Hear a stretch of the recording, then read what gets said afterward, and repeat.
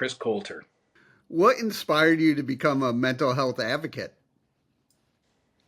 I I lost my 14-year-old daughter, Maddie, to suicide 9 years ago. But prior to that, I'd experienced mental health challenges myself.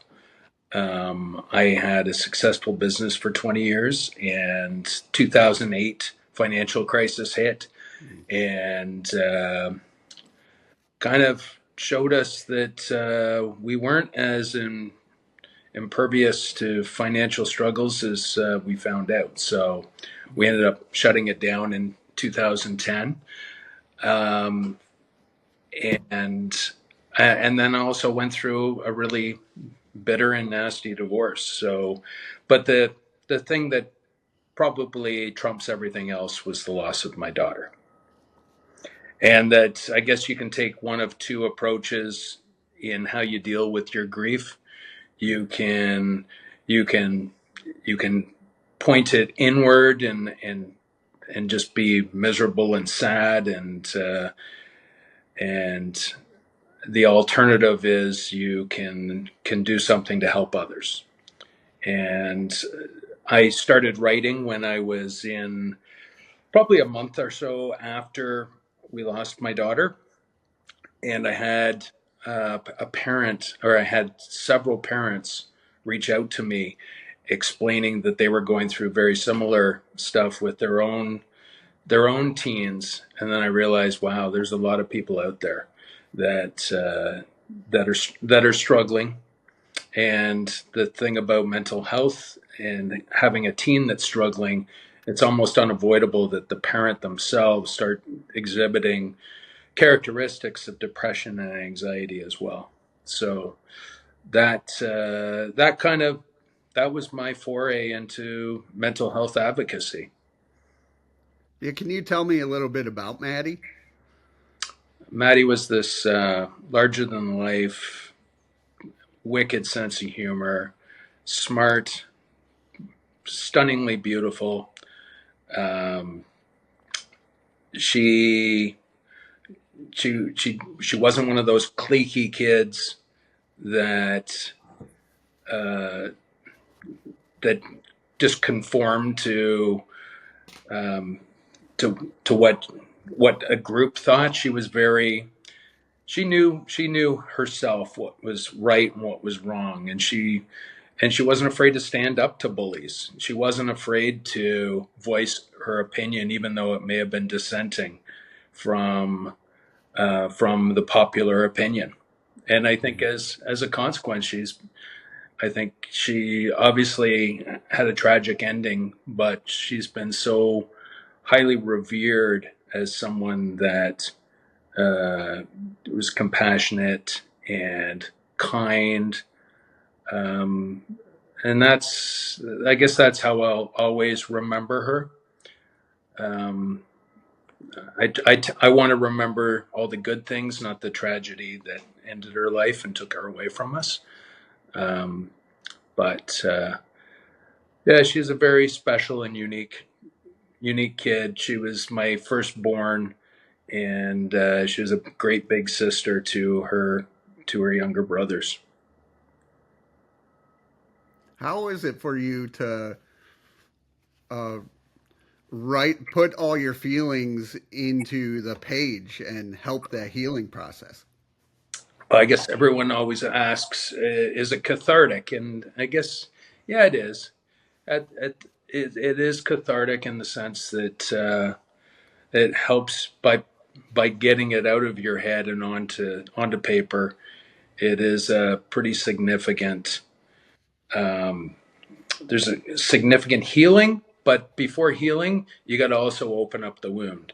And writing as passionately when I wrote the book, um, it it just brought all the pain, some of the stuff that you kind of push downward.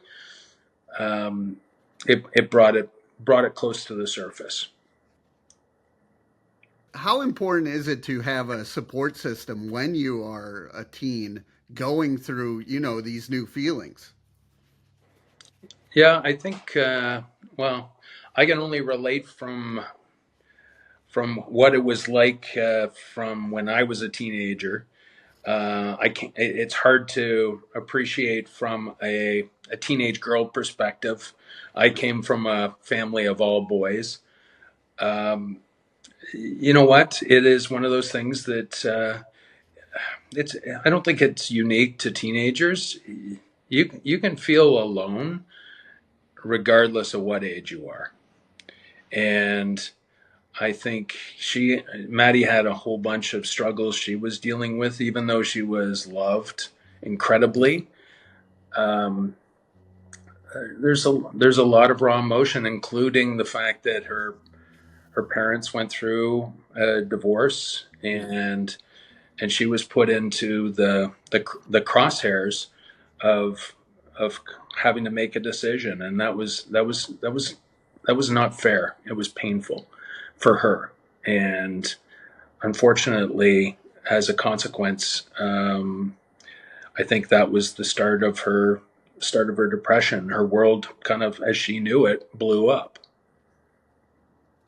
How does it feel for you to be helping others?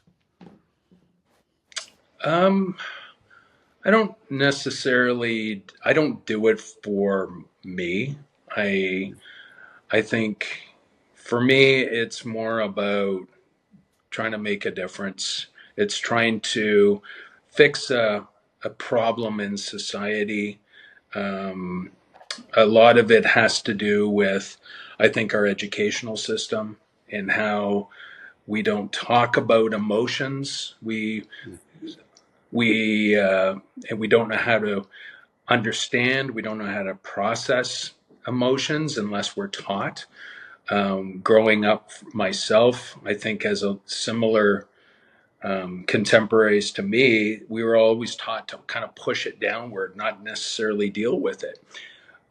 Kids are much more in tune with their emotions now, except they don't understand the emotions they don't understand. They tend to think about um, the emotion in the now, and they're not unsure as to how to deal with it and how to process it. And that was part of one of the reasons I became an executive director of a program called How Are You Feeling, which taught kids how to understand, identify, and learn how to process their emotions. Because a lot of these kids, it's all raw to them, Yeah. and they just don't know how to do it without coaching. And this program, as soon as I saw it, I went, "Wow, this is so powerful." And we went and took we got kids to participate who were looking for mandatory volunteer hours, and we found out that they were greatly affected by the program. They said it literally changed their lives and how they understand their emotions. And they went to their schools and said, listen, we've got to do this on a much larger process. We're not learning any of this stuff. It's so valuable. It's impacted my life so significantly. And yet the schools are the schools kind of just said, oh, we have our own program, but they don't, not as it relates to emotions. And and I think between schools and policymakers, they're doing our kids a tremendous disservice. What do you do to help your own mental health? Well, it depends on the day, but it is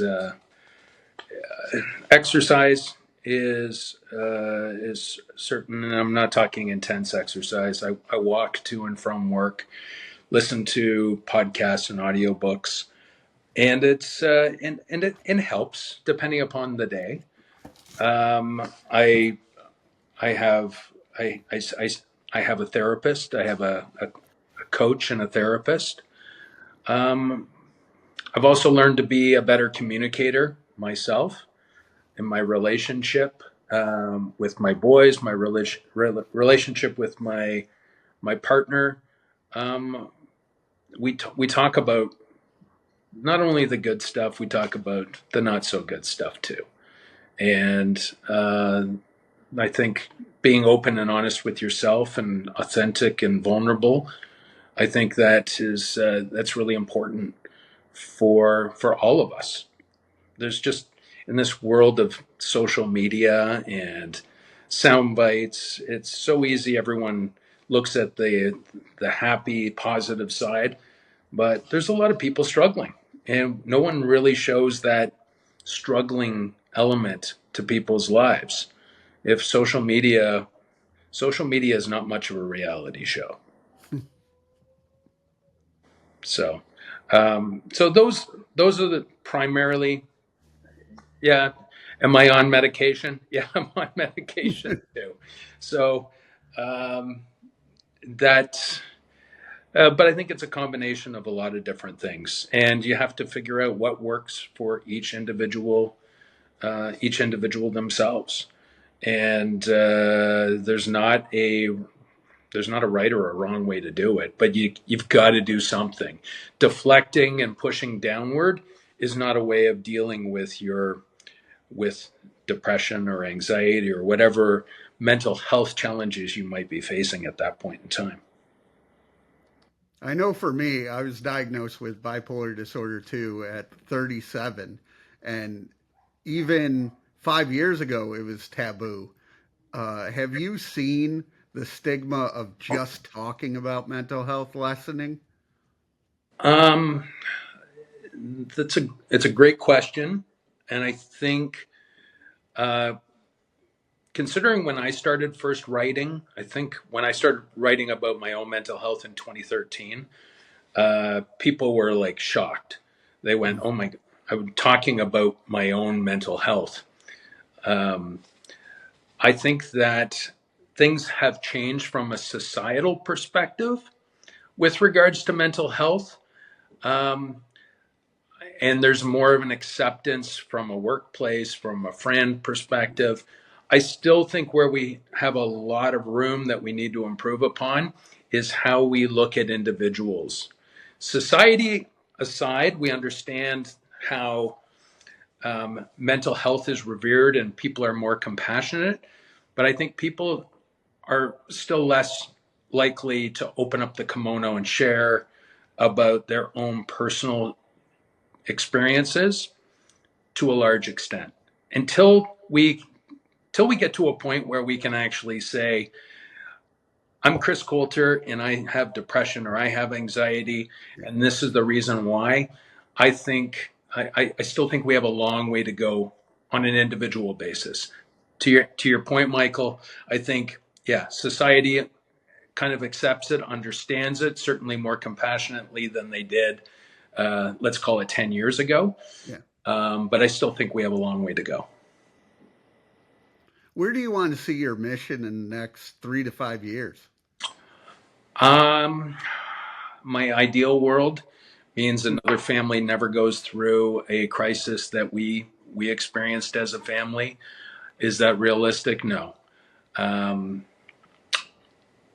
my boys have both said, Dad, the book. I'm going to give the book a little bit of a plug. It's called Yes, please. Wake Up, You Could Lose Your Teen to Suicide, which it is intended to explain the story of what we went through with my daughter, but more importantly, it was intended um, to let parents know that they're not alone, that it is a very isolating experience when your child is struggling, you struggle. Um, I'd like people to be able to openly and honestly have a conversation about how they're doing. Um, so my boys both have said, "Dad, we love the book. We want to help you promote it." And then this is the start. I'm publishing some other books in um, um, to a different generation. So my nieces are quite a bit younger than my boys. And I talked about writing a child's book about suicide. In particular, I had in mind, I had um, my nieces who were very, very young when their cousin passed. And they wanted to illustrate the children's book. But one of them, my eldest, who was 10, she would say, she said suicide almost like under her breath, Yeah. like it was a bad word. I want people to understand that suicide isn't a bad word. It's similarly, and we've heard this many times, if you had a broken arm, you go to the doctor, get it set. Mentally, I want people to put their hands up and say I need help. Not until they're in crisis before they actually put their hand up. What have you learned from your boys? That as much as we think they are resilient, and as much as everyone says, oh, they'll get over it, they still miss their big sister. They have a very, they have a very strong sense of advocacy. They also, they're also very altruistic. They don't want to see any other kid go through what they've experienced, and they struggle. I know this past few weeks was the anniversary of Maddie's death, and they struggle, and as I do, and that it grieving is a lifelong journey, and we don't know exactly how it's going to manifest, how it affects us on any given point, any given day. Just that, you know what, it's not kind of, yeah, grieve and then you're over it, and then Yeah. okay, a new life starts. It is a lifelong journey, and they've taught me that it's okay to cry, and that it's okay to miss and express how you're feeling. And I wrote the book, and I wrote the book, and I wrote a few chapters. But before I pursued it beyond like to completion, I wanted them to be okay with it, because it's not just my story, it's not just Maddie's story, but it's their story too. And I wanted them to say, Dad, this is too important a a message not to share and not to tell. And they read the first couple of chapters, and they said it was painful to read, um, but it was so important to be told.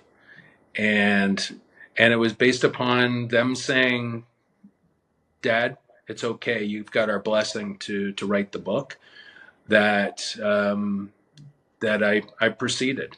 So it's painful for them, and it will always be painful for them. So I fully acknowledge that. What would you say to anyone going through a tough time? Um, don't make rash decisions. Don't don't be afraid to ask your closest friend, and that you need help, and that it is probably, it's not as dire sometimes as the story we tell ourselves, and that with the right amount of support, you can get through anything, regardless of how bleak it may seem in the moment. How can people reach out and learn more from you? Um, they can they can always. I actually, one thing I did do, Yeah. um, when I put my when I released my book, one of the challenges I faced when we were going through the struggles with Maddie is not knowing where to go. And the American healthcare system is different than the Canadian one, obviously. but I put together a resource guide for people. Initially, it was intended to be within my geographical area. The goal is eventually to push it out as far as I can, because the challenge, people just don't know where to turn. They don't they don't know where to get help. They don't know the resources. They don't know what happens. So um, if people want to reach me, they can certainly they can they can go through my website, thefinishlinegroup.com, uh, and that probably, and they have access to my phone number and email if they ever want to talk. I also do I do grief counseling, or I shouldn't say grief counseling. I facilitate groups of men who are experiencing um, grief of one sort or another. Um, but that's kind of I. It's definitely a passion of mine. It will always be a passion of mine, just as will always be a passion for my boys. Sometimes it supersedes the attention I give my business, because this isn't a my your passions often don't necessarily make you money. In my Right. case, it doesn't. Um, but at the end of the day, I'm the one that wants to make a difference. This is my choice and what I elect to do with my experience and what I elect to share. And I think it's so important that people who are struggling, they know that they this is a point in time that will eventually pass. And that's what I can hopefully communicate to parents who are going through struggles with their teens, because it is something that we don't know. It seems like we are going to be stuck in this forever, Mm-hmm. but it does eventually pass, and hopefully with a positive outcome.